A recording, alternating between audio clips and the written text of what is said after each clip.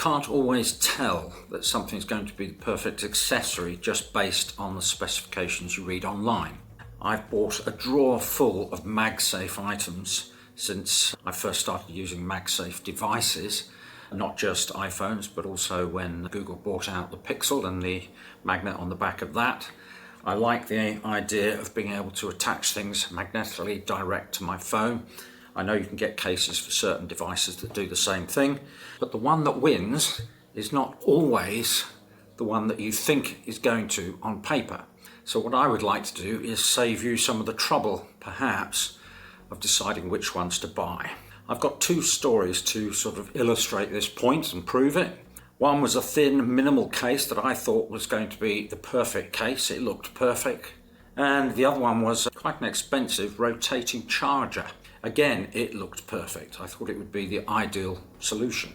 So everything I'm testing today, I'm looking at on the iPhone 17 Pro Max, but obviously there are other phones that also use MagSafe accessories. Not everything I'm looking at is MagSafe. There's a couple of other alternatives I'll mention quickly as I go through them. All the prices mentioned are in Australian dollars. I'm looking at cases, stands, wallets and chargers. So let's start with cases. I suppose the simplest option is just a slipcase. So I have a few options here. This one here is actually the Bellroy MAAP all conditions phone pocket. So not specifically designed for the iPhone, it's for any smartphone, but the phone just slides in here, zips up, and it's a water resistant zip, and it's quite a strong solid case. It's waterproofed leather, and the idea of this one is if you're going down to the beach or somewhere and you want to make sure sand doesn't get into your phone, this is a good choice. It also is big enough that if you've got a case on your phone, the phone with the case will also fit inside this zipped up pocket. A little bit tighter, but it does fit. The second one I looked at was this one. This is made by a company called Dockham, and this is literally just a leather slipcase. It's plush lined inside, and my phone just slides down into the case like so. So it gives it some protection and things. Obviously it's not as convenient as having a fitted case because you've got to slide it in and out, but it does give you some protection. So that's the Dockham executive sleeve. Sorry, that's the Dockham. And then another one I looked at, far cheaper. This is made by a company called OneJoy, and this is a kind of neoprene, again with a plush lining. So again, your phone just slides into it, and then you have this elasticated strap that goes over it like so, which is quite good, stops it falling out, and again protects the case quite nicely. So if you don't need immediate access to your case, that's not a bad option. Initially I tried two fitted cases. The first one I looked at was the TAC Premium iPhone case, and this is in what they call Onyx Clear. As you can see, it has a MagSafe ring built into the case, so it strengthens the existing magnetic connection for the iPhone, pops in quite nicely, shows a bit of the colour of the phone through the case. The only problem I had really with it is it's quite a fingerprint magnet, so you're constantly getting smudges and things, and I'm a bit sort of ACD, attention deficit. I'm a bit over the top on those kind of things, so I didn't like that after a while. So the next one I bought, let me just get this off, some of them don't come off that easily, there we go, was this one. This is made by Pitaka. They're quite a well-known case maker, and this one is in a sort of very dark blue. It again has the MagSafe built into it. The advantage of this, it's very thin, very minimalist. So very good case from that point of view if you don't want a big bulky case on it. Yeah, there was one issue with this, and this is my first sort of point of when the specifications don't always match what you want. It's thin, light, and does protect the phone enough, for me at least, and it gives you a bit more grip when you're holding the phone. However, it doesn't have a stand, no built-in stand. I use my phone a lot in coffee shops, just sat down on the table in front of me, and I like to be able to prop up the stand so I can read the phone screen without actually having to hold the phone. So that's whether you've got a stand built in or separate. Now one option is to get a separate stand itself, and there's various models of these. This is one I bought from Amazon. This is made by a company called ShineWee, And this one's a bit of a fidget spinner. If you've used fidget spinners in the past, it's got ball bearings in it and it will spin around like that forever and ever. And this magnetically attaches to the back of your phone like so, and then it folds out and you've got a stand to pop it on the table. So that's one magnetic stand, very strong magnet on it, so it comes off eventually. The next one I looked at was actually made by Pitaka. So this was bought by me when I bought the Pitaka case for my Google Pixel 10, but it works just as well with my iPhone. And this one kind of matches the look of the iPhone case from Pitaka. So it works quite nicely. And again, you've got a stand to prop your phone up on the table if you're in a coffee shop or anywhere else where you want to prop up the stand. Other companies make these devices. I mentioned I had a Google Pixel phone, and Google did the same thing. They brought out their own stand, the Google G on it. Again, it just snaps on magnetically on the back of the phone, so you can leave it closed, and when you want to use it, it pops on like that. Quite like this one because it's quite neat and compact. It's almost the same height as the camera island, so fairly discreet. But the disadvantage with all of those, you do need to have to remember to bring them with you. If you forgot it, if you leave it at home, then it's worse than useless, isn't it? So, what about stands built in? Cases with stands built in. That was the next adventure. And I bought this one first. This is made by a company called Torras. They're quite a nice case. Got a very nice velvet lining inside. The buttons are in aluminium. You've got surround around the camera island, and then you've got the fold out stand itself. So very nice. iPhone pops in there, and there we go. It does have nice grip, nice feel to it. A bit bulkier than the Pitaka case, but not dramatically so. It is bulkier though. It's not that much heavier, although it is again a little bit heavier. After that, later, Torras make other colours. So I bought the same case, but this time, as you can see, this is in the cosmic orange. Now there is an iPhone in cosmic orange, and that's obviously why they brought this out. But oddly enough, I found the cosmic orange actually looks quite nice and matches up with my blue iPhone. And I quite like the look of that colour. It's just a little bit different. But again, it has that built-in stand so we can prop it on the table. Nice case. Take that off. And then the last one I bought, again from Torras. I bought this one at the same time as I bought the cosmic orange one. It's a very slightly different design. It's got a semi-transparent look, but it's a matte finish, so it doesn't pick up fingerprints. And I noticed when I put it on, it's got a slightly more rounded, curved edge to it. It's got the same kind of ring. Well, this is actually a slightly different design because it goes around like this on the case. Okay, that fits in there. The way the other ones work is the ring doesn't go around here, it just changes in there. So if you're going to put the phone on a table like that. The only slight downside to this, and this again shows me being particularly picky, is the fact that it moves in small indents like this. And I sometimes find it's gone out square and it's like this position, and that gets my brain a little bit, I guess. But still a very nice case, and I do like the feel of it and the finish. As I say, bought the last two together, and by buying both of these at the same time, I got quite a decent discount on the phone. Built-in cases, I think, win. They've got that MagSafe charging. They still operate perfectly well with MagSafe chargers, but they've got the stand that's there all the time when you need it. And if they're built as well as these, they're not too bulky either.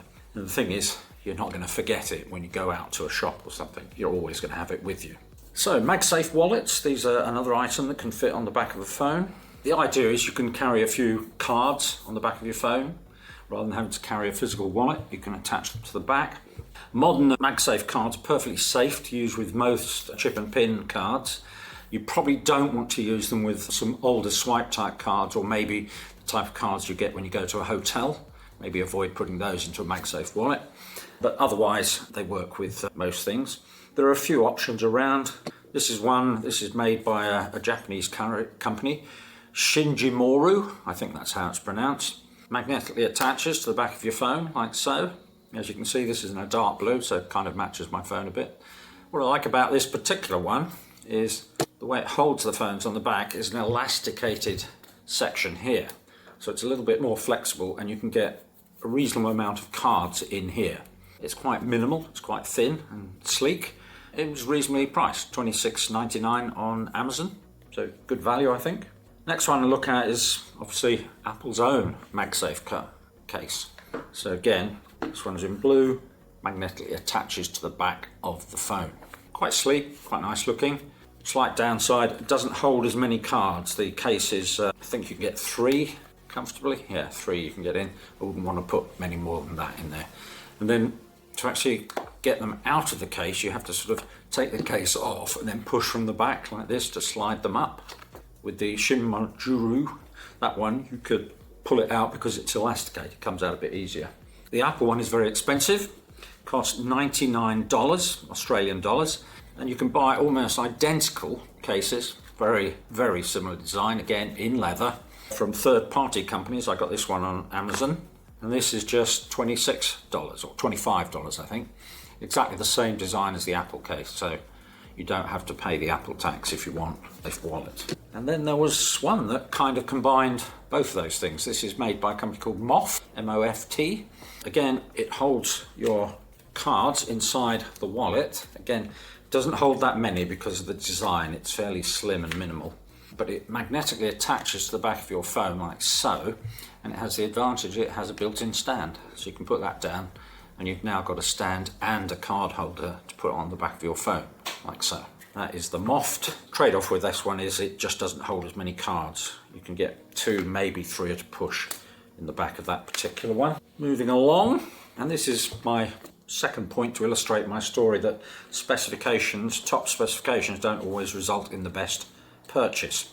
I was looking for a desktop charger to put by my bed at night that I could pop my phone on and also charge my earphones and my Apple Watch.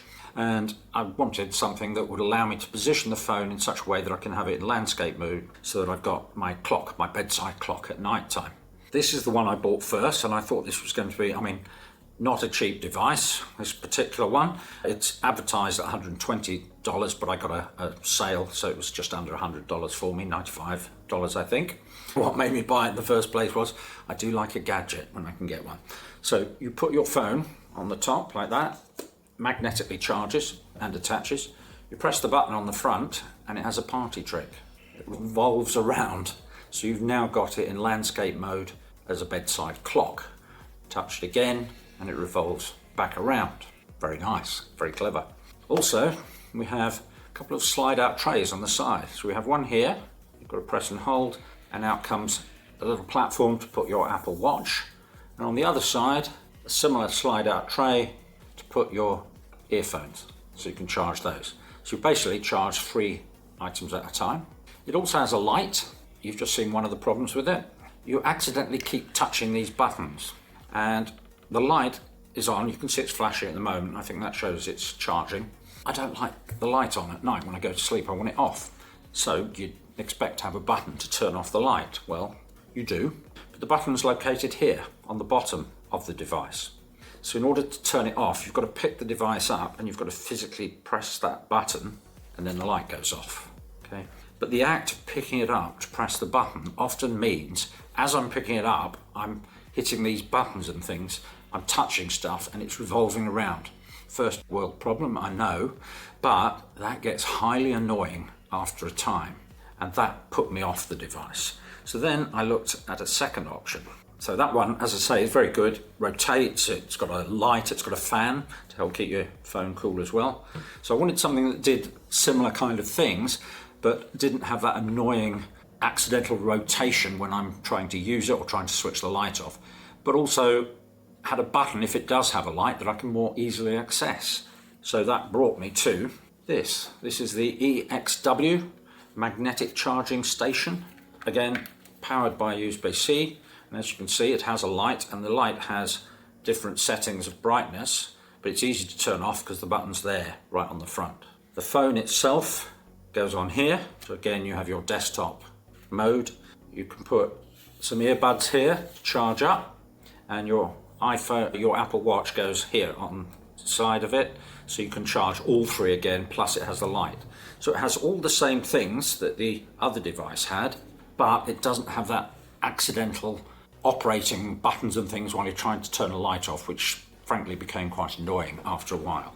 One of the, not party tricks, but one of the things this does as well is if you are, as you can see, it's quite a sort of bulky, although not particularly heavy item. It does have a fan built in as well to keep your phone cool if it needs to. But if you're going away, it folds down to a slightly more compact mode there, so you can use it and put it in your case. I want to charge my phone in the car, so again, I bought this from Pitaka. So it matches the Pitaka case, but again, because the iPhone has a built-in magnet, you don't need a case. It will attach quite nicely there. Again, plugs into USB-C in the car, and that goes on the grill in my car, and I tighten that up to attach it. And then my phone is being held in the car and charging. And I find the magnet quite good on this, quite strong, particularly if I have a case on it. So I looked at all those devices. What actually survived? Which ones do I actually use all the time? I think you've probably got an idea by now. So for a case, for a stand, what I actually use is this one at the moment. I like the orange one, so that stays on my iPhone, and that gives me my stand for when I'm in a coffee bar or somewhere like that. I also use, as you've just seen, I use the EXW magnetic charging station in order to have my desktop mode or my bedside mode at night time. I use this Bellroy case just occasionally. This is not something I'm going to use every day, but if we're going down to the beach or something on a nice day, I'll often put my phone in this because it just stops sand and water getting into my phone and keeps it safe, so I like that. I use the car mount, the Pitaka car mount. Again, nice and easy, charges the phone. So, as I said, specs, well, I say lie, they don't lie. They're not always the be-all and end-all. Don't just go by the specifications. Until you've actually used something on a daily basis, you don't find out whether it's truly useful or not. And I found that not always the most expensive device is the best device. Sometimes you're better off with something that costs nearly half the price because it just works better for you. The other one I do keep, by the way, is I keep that little, I can't even pronounce it, Shin wallet case. So I don't use a wallet case that often because I've just found these days you don't particularly need it. You've got all your cards in your phone, or I've got most of my cards in here, but every now and then I might need something. You sometimes need to take your driving license as proof of ID or something, so it's quite nice to be able to pop that on the back of the phone if I need to do that. So, quite interested in the comments, what have you tried? Which of these devices have you actually used and found useful? And maybe there's other things I haven't even looked at that you've used. I'd appreciate hearing about that from anyone who does. If you do like any of the items I've mentioned, I'll put links in the description below, so if you want to have a look at them or buy them, you can. And thank you very much for watching. Good luck with your MagSafe journey.